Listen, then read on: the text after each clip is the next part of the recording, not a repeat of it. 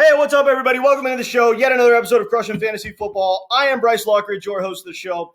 All right, guys, today I am going to be going a little bit deeper than the other fantasy content creators. Everybody's out there just giving you their weekly rankings, blah, blah, blah, same repetitive thing every week. That's very important. You need to know rankings. You need to know must starts and must sits. I'm doing that as well, but I'm also going to have a few videos throughout the week where I go deeper and talk about more advanced strategies. So I've got some advanced strategies that we need to use for week 4. And you're going to want to pay attention because this is cutting edge stuff. So I'm going to start right here with the first thing on my list. Now, I'm sure you've heard other content creators talk about this stuff, but Vegas point totals are massively important, guys. We've got to start hammering these games. Buffalo, Miami, for example, highest scoring game on the slate. This is going to be a massive shootout. By no means should you bench any fantasy relevant player on any team. Now, some people might think they should bench Raheem Mostert because he's going up against the best run defense in the NFL. Well, let me tell you something.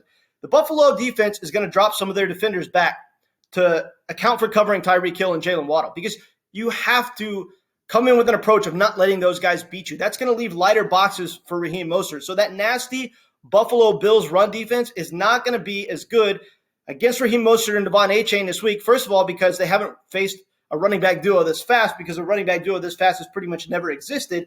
And they're going to be focused on stopping Tyreek Hill and Jalen Waddle. So you need to start both sides of the ball in this game. All the fantasy relevant players, Gabe Davis and Dalton Kincaid on the other side of the ball. Don't let Dalton Kincaid's goose egg scare you away last week. Every single fantasy relevant pass catcher and running back in this game needs to be started.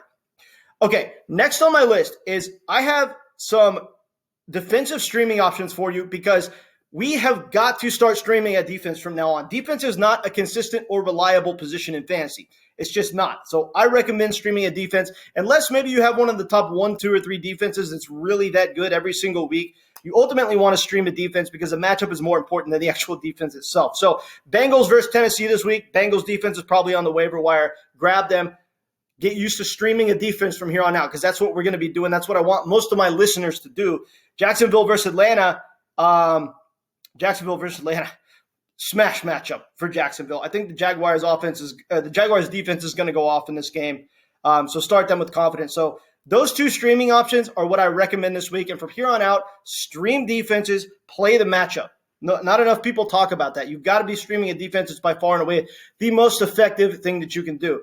Next is for this week, I have a list of sneaky must-start players that nobody else is talking about.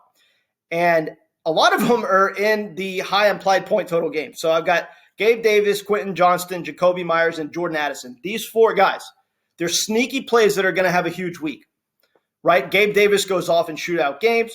Quentin Johnston's inevitably going to see more targets with Mike Williams out. Jacoby Myers has shown to be really good in this Raiders offense, and he's playing in the second highest implied point total game on the week as far as Vegas implied point totals. And Jordan Addison, in matchups where he's facing a soft defense, usually can break loose for a big player too. So I think that Jordan Addison has a big week coming ahead of him. Now, these players, you don't have to start them if you just have a locked-in stud at every single position. But if you're decimated with injuries or if you're just getting significant underperformance from players that are in your starting lineup, these are great guys to substitute them with. So I have them as my sneaky starts of the week. These 4 guys, I think they're going to have a massive week. Don't be afraid to plug them in front of your starter if you've had injury problems or if your starter is underperforming. Next on my list is it is time to bench certain players. Now, there's going to be a lot of creators that tell you, hey, you need to stay with this guy. You need to give him time. Be patient. A lot of times that is the case, especially if you invested high draft capital in a player. But with these players, I think you're going to want to bench them, and I don't think they're coming back into your starting lineup for the rest of the season. So if you invested high draft capital in these guys, I'm sorry, but they're probably going to screw you if you keep plugging them in your starting lineup. So make sure to bench Dameon Pierce, Najee Harris, Daniel Jones, Chris Godwin, Terry McLaurin, and Jahan Dotson. These guys are ruining fantasy lineups. I mean, they just are. Dameon Pierce, they just haven't been able to get the run game going in Houston. It's a passing offense. Najee Harris just sucks. Daniel Jones is overrated. He's not a good quarterback. Chris Godwin is just not getting any of the production in the offense. He might have that occasional spike week, but it looks like Mike Evans is the guy. Terry McLaurin, Jahan Dotson, they've been doing absolutely nothing. They're just not good fantasy options at this point. So you drafted these guys with high hopes, but you've got to have them on your bench from here on out.